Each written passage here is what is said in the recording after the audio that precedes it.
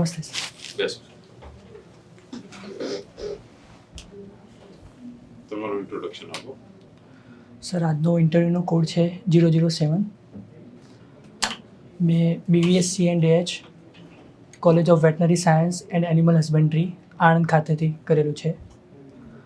ત્યારબાદ ગ્રેજ્યુએશન પછી 1962 MVD 10 ગામ દીઠ એક પશુ દવાખાનામાં જોબ કરું છું. કેટલા સમયથી કરો છો જોબ? સર 3 વર્ષથી. ગ્રેજ્યુએશન ક્યારે પૂરું થયું? 2020માં.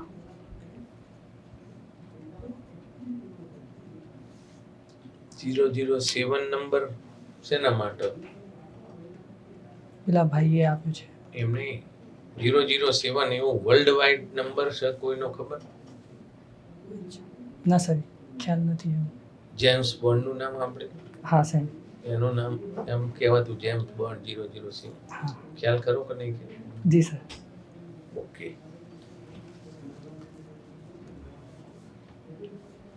What do you mean by integrity? Integrity sir integrity એટલે કે આપણો જ્યારે કોઈ આપણને દેખતું ના હોય પણ આપણામાં જે સંસ્કાર જે સ્વભાવ હોય એને આપણે જાળવી શકીએ એના માટે ઇન્ટિગ્રિટી શબ્દ વપરાય છે. બરોબર. તમારા જીવનનો પ્રસંગ કોઈ ફિલ્ડ સિવાયનો કોઈ પણ સામાજિક હોય, તમે ક્યાંય બી ઇન્ટિગ્રિટી માટે ઇન્ટિગ્રિટી તમે મેન્ટેન કરી હોય એવો? અચ્છા.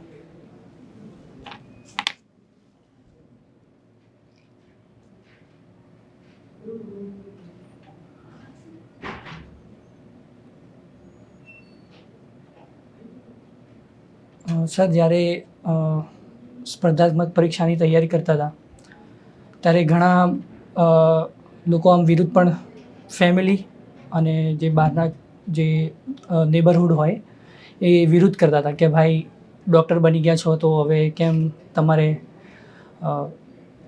એ તરફ જવું જોઈએ ને એવી રીતે. તો પછી મેં મારે અંતરાત્માનું સાંભળીને હું એકદમ દ્રઢતાથી એ લક્ષ્ય પર ચોંટી રહ્યો અને તૈયારી પણ કરી.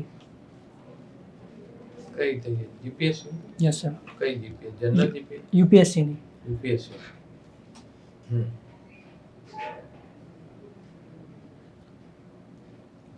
What do you mean by knowledge versus wisdom?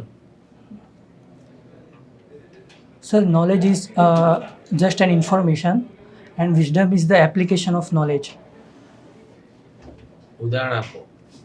Knowledge એટલે કે સપોઝ પાણી છે તો ઇટ હેઝ H2O મોલિક્યુલ્સ, પણ વિઝડમ એટલે એવું પાણીને કેવી રીતે ઉપયોગ કરી શકું એ વિઝડમ કહેવાય. તમે કોઈ ચેપી રોગચાળો હોય અને એમાં તમે તમારા વેટનરી રોલ ભજવ્યો હોય એવો કોઈ રોગચાળાનું નામ બોલો. FMDમાં. FMDમાં શું કર્યું તમે? શું રોલ ભજવ્યો? ટ્રીટમેન્ટ એસ્પેક્ટમાં કોઈ પણ રીતે. ઓકે સર, સૌથી પહેલાં તો મેં FMD વખતે ખેડૂતોને માહિતી આપી હતી, એક્સટેન્શન વર્ક કર્યું હતું જેથી અટકાવ એનો જે ફેલાવ છે તે રોકી શકાય. બીજું ટ્રીટમેન્ટ આસ્પેક્ટમાં એમને ગાઈડન્સ પણ પૂરી પાડી કે KM-NO4ના દ્રાવણથી બધા જે લીઝન્સ હોય એને વોશ કરવાના, એની સાથે સાથે એન્ટીબાયોટિક જરૂર પડે તો જ યુઝ કરવાની, અને જે સિમ્ટોમેટિક ટ્રીટમેન્ટ હોય એના માટે પણ ખેડૂતને સલાહ આપેલી. અને બીજી એક અગત્યની વાત કે જો પશુ કોઈ બીમાર હોય તો એનું ટ્રાન્સપોર્ટેશન કે એને લે વેચ નહીં કરવા. પ્રથમવાર તમે જ્યારે FMD જોયો તો શું કર્યું તમે? પ્રથમવાર સર FMD જોયો તો ખેડૂતોને પહેલાં તો ઇન્ફોર્મેશન આપી કે આ રોગ એક વાયરસથી થાય છે, એટલે આપણે એને આઇસોલેટ કરવું જોઈએ જેથી બીજા પશુઓને એ રોગ ના થાય. રોગચાળો એટલે શું? આમ એક પશુ થાય તો એ રોગચાળો કહેવો કે ના કહેવો? સર રોગચાળો એટલે રોગનો જે ફેલાવ હોય, સ્પ્રેડિંગ ઓફ ડિસીઝ, તો એને રોગચાળો કહેવાય. બાકી તો એમને 5 પશુમાં આવી ગયું તો રોગચાળો ગણવું કે ના ગણવું? ના સર. તો કેટલા પશુ ગણવું? સર એપિડેમિક જ્યારે થતું હોય છે કે sudden rise in the number of cases, તો રોગચાળો જાહેર કરવા માટે તમે અધિકૃત છો કે ગવર્મેન્ટ અધિકૃત છે કે? હા સર, જો હું વીઓ હોઉં તો મારે જે ઉપરના અધિકારી હોય એમને ઇન્ફોર્મેશન આપવાની હોય છે. એ જે પણ લેબોરેટરી દ્વારા જે પણ ટેસ્ટ કરીને કોઈ ડિસીઝ ફાઇન્ડ કરે એના પછી નોટિફિકેશન બહાર પડે છે. નોટિફિકેશન પણ બહાર પડે? Sir department of animal husbandry જે છે કેવું નોટિફિકેશનમાં શું મુદ્દાઓ હોય? કે આ ડિસીઝનો આઉટબ્રેક છે, આ બાબત ધ્યાન રાખવાની છે, કોઈ વેક્સિનેશન હોય તો એનું ઇન્ફોર્મેશન હોય છે અને ટ્રીટમેન્ટ પ્રોટોકોલ્સ પણ હોય છે. બરાબર. કાયદાકીય શું જોગવાઈ છે? સમજો નહીં સર. નોટિફિકેશન કે એવું અથવા તો રોગચાળો જાહેર કરવાના કોઈ કાયદા કે કોઈ એવો રૂલ્સ તમને ખબર હોય કે આ રૂલ્સ હેઠળ કોઈ છે? ના સર, અત્યારે યાદ નથી. કન્ટેજિયસ ઇન્ફેક્શિયસ ડિસીઝ રૂલ્સ કે એવું? હા યસ સર, એક રૂલ્સ છે પણ મને આખું ફૂલ ફોર્મ યાદ નથી અત્યારે. ફૂલ ફોર્મ ના તો સામાન્ય શું જાણવાનું? Prevention and control of disease act એવું કંઈક છે. શું શું શું જાણો એના વિશે? ભલે થોડું જાણતા જેવું જાણો. સર એમાં બધી ઇન્ફોર્મેશન ને ગાઈડન્સ હોય છે કે જે એનિમલ ડેથ થાય તો એનું જે નિરાકરણ છે કઈ મેથડથી કરવું, બરિયલ કરતા હોય છે, પછી જે ટ્રીટમેન્ટ પ્રોટોકોલ્સ હોય છે, અને ખાસ કરીને તો એક્સટેન્શન વર્ક કે પ્રિવેન્શન અટકાવવા માટે તો જે બોર્ડર એરિયા છે, સ્ટેટની બોર્ડર હોય કે ડિસ્ટ્રિક્ટની બોર્ડર હોય તો ત્યાં વધારે ફોકસ આપવામાં આવે છે. રિંગ વેક્સિનેશન એ બધી ઇન્ફોર્મેશન હોય છે. રિંગ વેક્સિનેશન એટલે શું? સર રિંગ વેક્સિનેશન એટલે 5 કિલોમીટર કે 10 કિલોમીટરનો એરિયા નક્કી કરવામાં આવે છે. તેની બહાર 5 કિલોમીટર રેન્જમાં એપિસેન્ટરની રેન્જમાં બધા પશુઓને વેક્સિનેટ કરવામાં આવે છે જેથી ઇન્ફેક્શન ફેલાતા રોકી શકાય. સમજો કે એક્સ જગ્યાએ રોગચાળો દેખાયો, એનો 5 કિલોમીટરનો એરિયા તમે નક્કી કર્યો, તો વેક્સિન ક્યાંથી સ્ટાર્ટ કરશો? વેક્સિન સર બહારથી સ્ટાર્ટ કરીશું. બહારથી અંદર? હા. ઓકે, એવું કેમ કરો? બહારથી કરીશું તો ત્યાં ઇમ્યુનિટી ડેવલપ થઈ જશે ત્યાંના એનિમલ્સમાં, અને જેથી એક હર્ડ ઇમ્યુનિટી પણ ડેવલપ થાય, બધા મેક્સિમમ પોપ્યુલેશનનું વેક્સિનેશન થાય તો એટલે ડિસીઝ ટ્રાન્સમિશન રેટ બહુ ઘટી જાય. સરકાર તરફથી હમણાં તમે કીધું કે ભાઈ મેં એફએમડી રોગચાળામાં મારો રોલ છે, તો સરકારમાં જે રોગચાળાનું એક પત્રક આવે એ તમે જોયેલું? ના સર. ઓકે.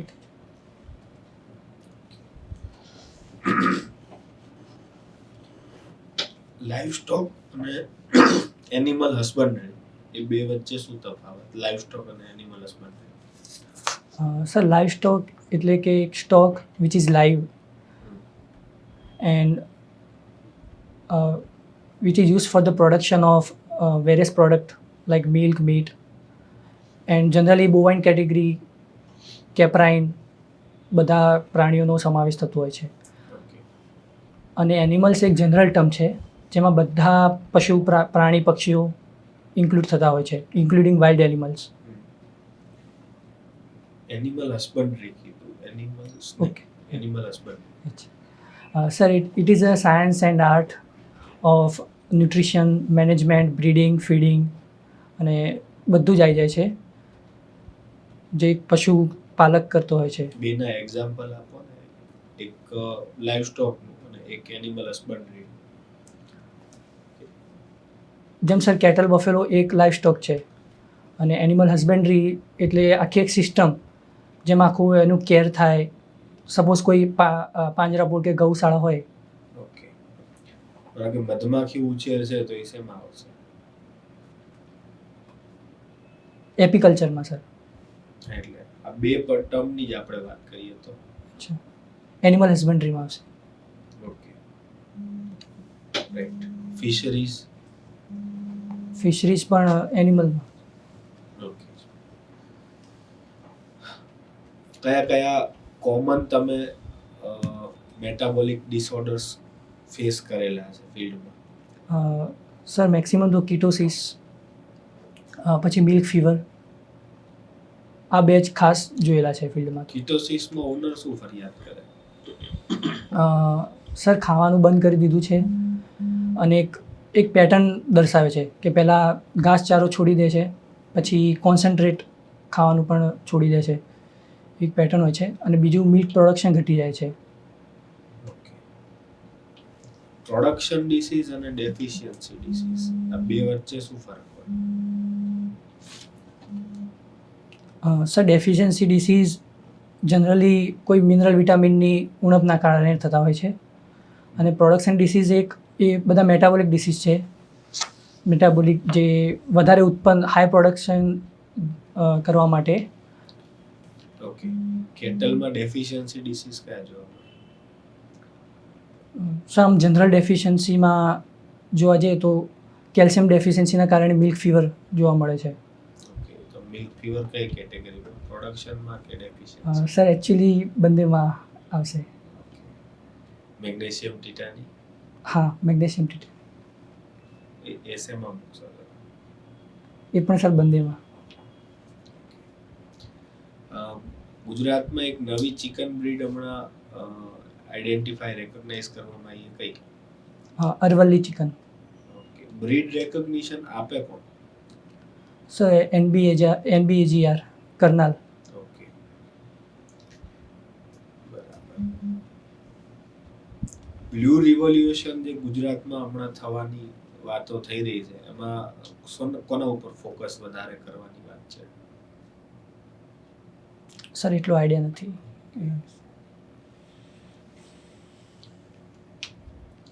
આપણે વેક્સિનેશન કોમન કયા કયા? સર વેક્સિનેશનમાં FMD vaccination, HS vaccination, brucellosis, black quarter અને એક રેબિસ. બ્રુસેલા ડાયગ્નોસિસ માટે કયા કયા ટેસ્ટ યુઝ થાય? બ્રુસેલોસિસના ડાયગ્નોસિસ માટે એક ફિલ્ડ ટેસ્ટમાં RBPT કરતા હોય છે, મિલ્ક રિંગ ટેસ્ટ કરતા હોય છે. અને જો લેબોરેટરી હોય તો બધા સેમ્પલ મોકલીએ તો એમાં સ્ટાન્ડર્ડ ટુ બ્લેક ગ્લુટેશન ટેસ્ટ કરતા હોય છે અને phage typing PCR. Okay. Milk ring test ને બીજું કયા નામથી આપણે ઓળખવામાં આવે?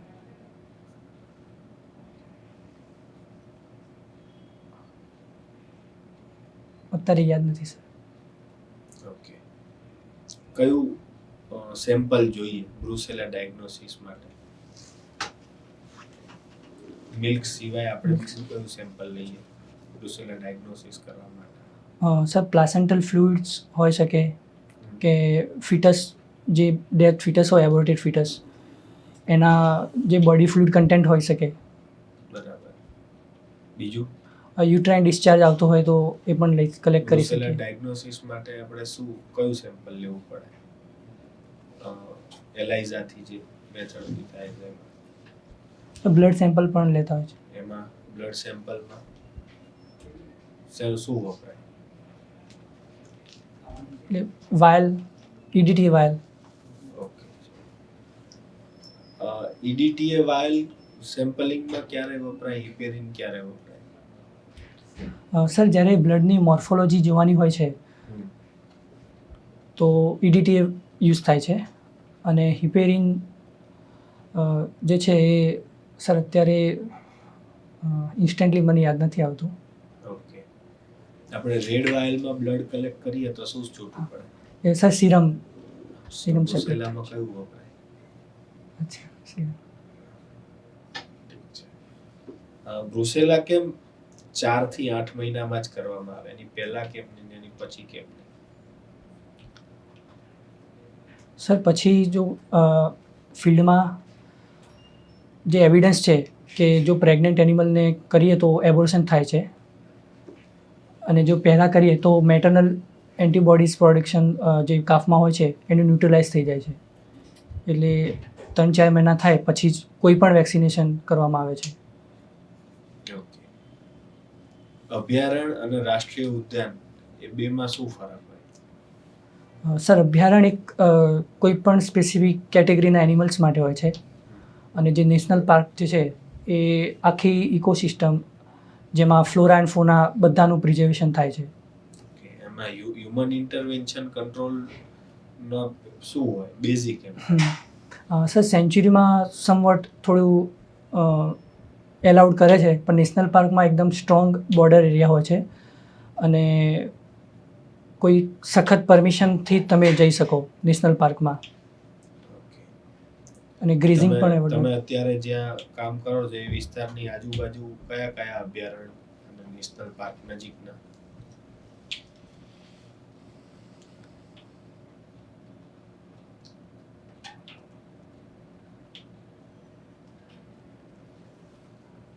સર, એક બર્ડ સેન્ચ્યુરી છે,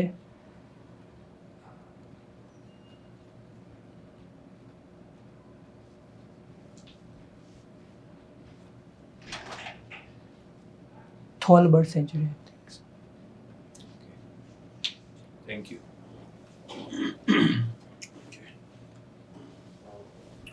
તમે ગ્રેજ્યુએશન પછીથી જોબની અંદર છો એમ ને? Yes sir. ઓકે. અને તમે બોલ્યા કે યુપીએસસી ની તૈયારી પણ તમે શરૂ કરી, જી એટલે સર. જોબ સાથે જ તમે કરી છે કે હા, જોબ રજા સાથે મૂકી? Sir.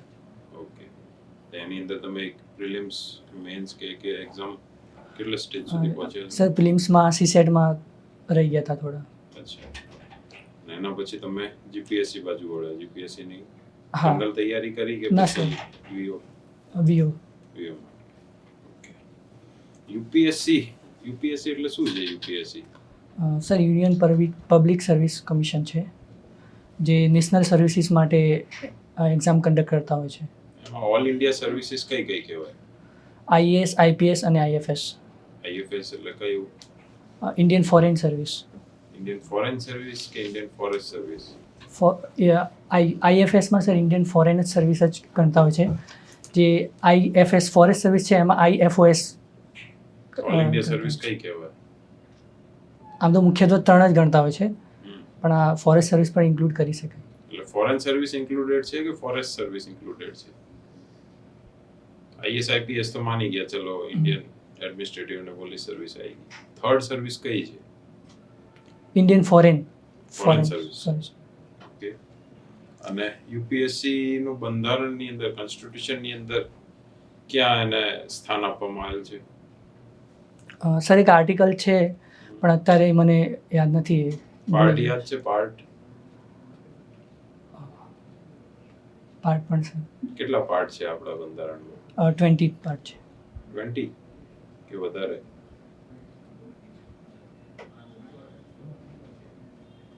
Sorry sir, I am not able. Gujarat budget વિશે ખબર છે તમને? જી સર. કેવું છે આપણું બજેટ? સરપ્લસ છે, ડેફિસિટ છે, જેન્ડર બજેટ છે? સરપ્લસ બજેટ છે. શું હોય સરપ્લસ બજેટ?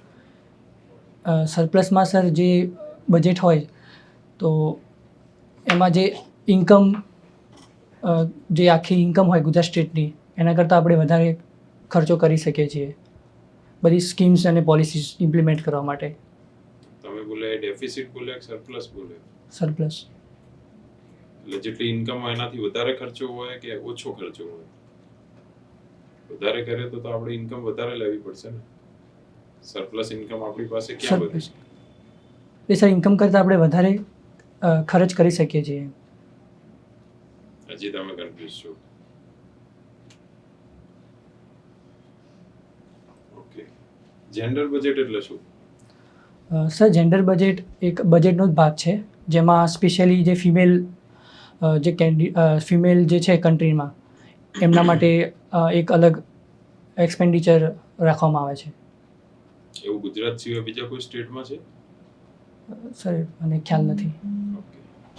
તમે આણંદથી કર્યું છે જી સર. ગ્રેજ્યુએશન. આણંદ એરિયા શેના માટે પ્રખ્યાત છે? સર, એક તો એનડીડીબી ડેરી માટે અને તમાકુ માટે. કયો પ્રદેશ કહેવાય છે એને? ચરોતર એરિયા. ચરોતર કેમ કહેવાય છે? સર ત્યાં વરસાદ વધુ થાય છે અને એક ગોલ્ડન લેન્ડ તરીકે પણ પહેલાં એવું કહેવાતું, કારણ કે તમાકુના પાન છે ને એ સોનેરી કલરના હોય છે. બીજું કોઈ ઐતિહાસિક કે ભૌગોલિક કોઈ તમારે ધ્યાનમાં આવ્યું એવું? સર સરદાર પટેલની જન્મભૂમિ. કઈ છે એમની જન્મભૂમિ?